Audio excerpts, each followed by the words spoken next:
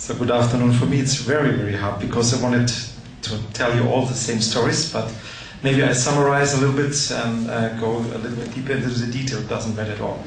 And I will not copy Dan's joke. That's the most important thing.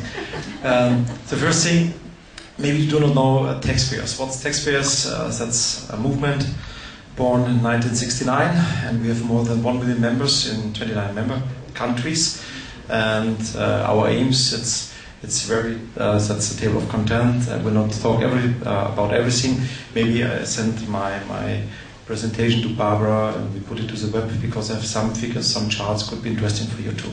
The most important thing, our aim is for sure Taxpayers Association Europe. We fight for lower taxation, more individual freedoms. That's the nature by our statutes, and that's our aim. And also in red color, controlling public finance. And I think that's very important to know it. And we already heard about the problem of the welfare state, and we also fight for transparency because we have a big lack of transparency. Even in Germany, you do not know everything what politicians do. It's hidden. Also in the European Union, it's hidden what they decide, how they decide, who is lobbying. It's becoming a little bit better on the European level, but still a big problem for us, transparency.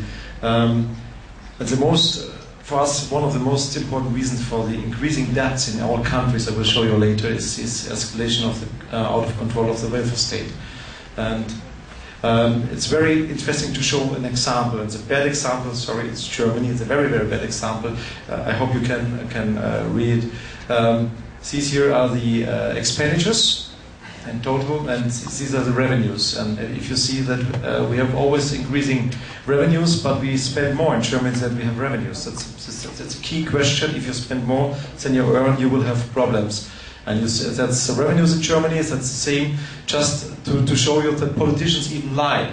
If you go to the year 2009, politicians said, "Oh, we have a huge revenue problem.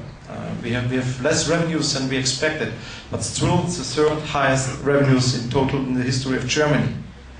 So they are lying. They have less than they expected. Why they expect much? Because in Germany, if you want to make a budget, you need to calculate it. And if you have revenues, if you calculate expected revenues, you have a bigger budget. And that's the key problem we have. And for that reason, and I think that's very interesting, in 1950, we had a debt after the Second World War, 10 billion. It's moving up until 1,665,000,000 without my glasses billion euro in 2009. That's the key question. That's the biggest problem we have in Germany because we spend every year more than we get in. But we get a huge amount of money in, and if maybe I go back just to show the difference between 2005 and 2009 is approximately 70 billion euro. And if you go further to the year 2013, it's 120 billion more than in 2005. For that reason, it would be easy to pay money back, to reduce the debt, but politicians are not willing. We have every year a new debt.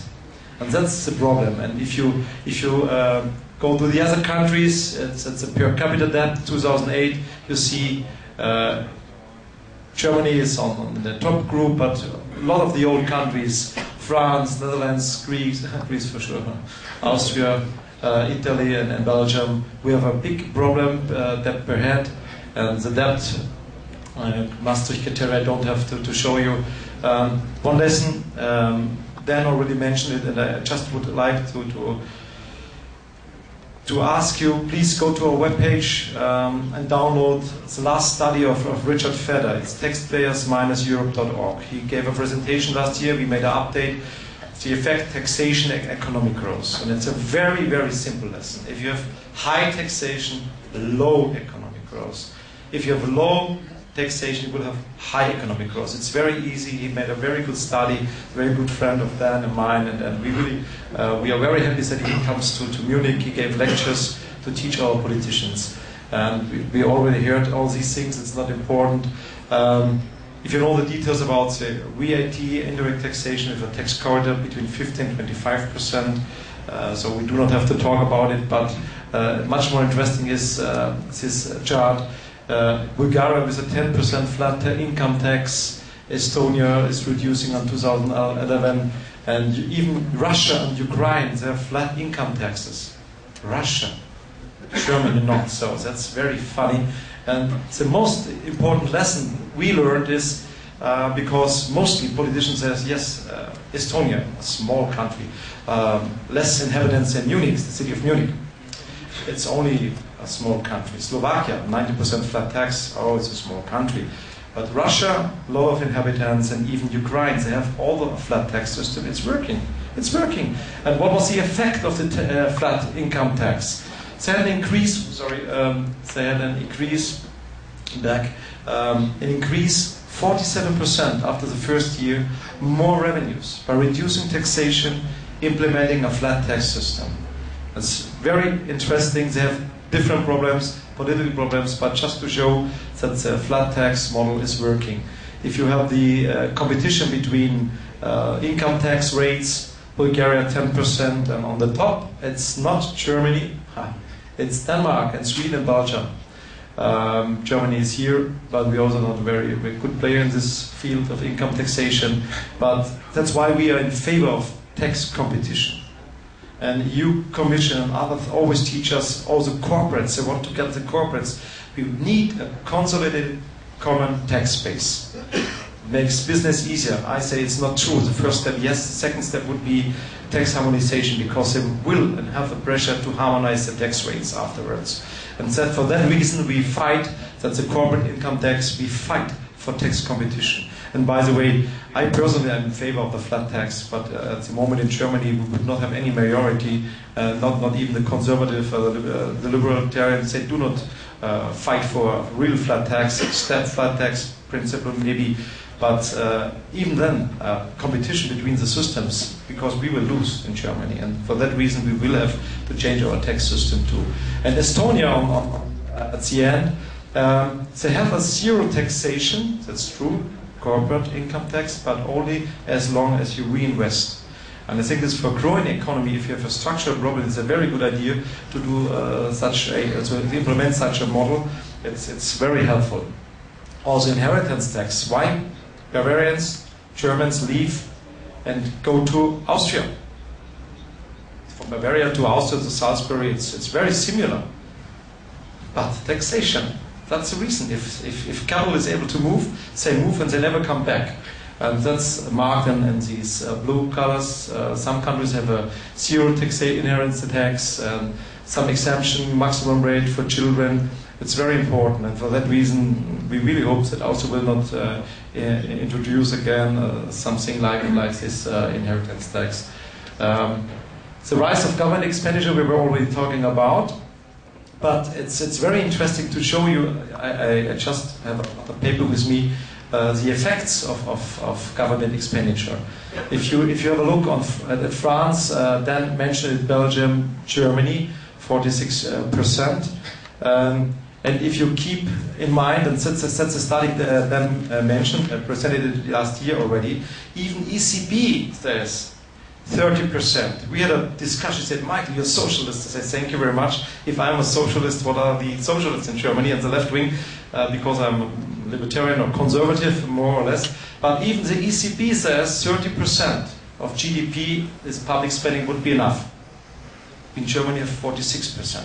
The effect would be, if you reduce in Germany, it's 8, 9 to till 10% would mean 200 billion less public spending. If you would follow, and that was our discussion last year, if you would reduce it to 20% or 22%, would mean 500 billion less public spending. And for the moment, it's not possible without structural changes, less public employment and these things. It would be not easy for us to fight the unions. What we did some years ago in '96, we call it 10 Taxpayers' Commandments. It's to summarize all these things we mentioned today. But we think we need a constitutional framework to protect taxpayers' rights. Because we all have to pay taxes, but we know, and Dan, it's a very good chart, it's this government spending, economic growth, similar to Laffer curve, shows that we need a certain amount of taxation. As a taxpayer, I want to pay less, but we know we have to pay taxes. But we need to limit the tax burden and protection against double taxation, constitutional limitation of government spending, and at the end you will see the limitation of public administration. Because if you have a big government, if you have a big public sector, you have to know, you have to finance it. That's always, if people ask, fighting for any subsidies, whatever, you have to know you have to finance it. And that's the biggest problem we have. We had a campaign in Germany, our taxpayers movement. We have maybe now 330,000 members. And we run a campaign, and I think it's a very, very funny campaign. Children are liable for their parents. And that's reality. It's not our generation. I hope my pension is secure, even my private pension less than the maybe governmental pension, but the children have to pay the bill, and that's the problem. And if you have this public spending is continuing, what should they do? And we are responsible for our children, and in that sense, I think we have to fight for less taxation and a simpler tax system too. And I'm in favor of a tax competition between all these systems. The best system should win. I think, I'm sure the flat tax is one of the best systems, but that's it. And yeah, it was very, very fast. And that's it. And if you have some other things, if you need everything, details, imprint and contact, if you want to contact me, if you have questions, feel free. Thank you.